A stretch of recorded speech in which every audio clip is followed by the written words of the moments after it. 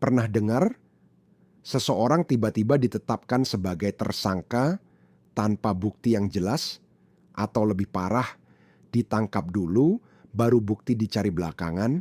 Kalau itu terjadi, Anda tidak boleh diam. Karena dalam negara hukum, ada yang namanya pra-peradilan.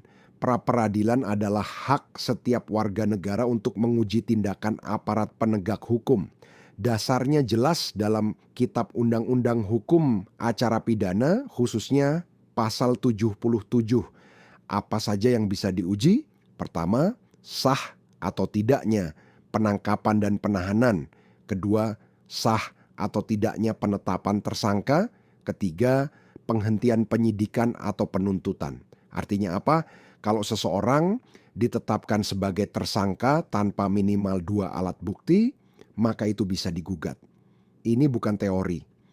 Dalam putusan penting, putusan Mahkamah Konstitusi nomor 21 PUU strip 12 2014 ditegaskan bahwa penetapan tersangka harus berdasarkan minimal 2 alat bukti yang sah. Bukan asal tuduh, bukan berdasarkan tekanan, apalagi sekadar dugaan. Kalau aparat melakukan penyelidikan secara semaunya, lalu menetapkan seseorang jadi tersangka, baru kemudian mencari-cari bukti, itu terbalik. Itu melanggar prinsip dasar hukum pidana. Dalam hukum, bukti dulu baru tersangka. Bukan tersangka dulu baru bukti. Dan disinilah pra-peradilan menjadi senjata rakyat. Ingat baik-baik, status tersangka bukan vonis bersalah, dan setiap orang berhak melawan ketika proses hukum berjalan tidak adil. Jangan takut menghadapi aparat kalau Anda berada di pihak yang benar. Karena hukum bukan milik penguasa, hukum adalah milik rakyat.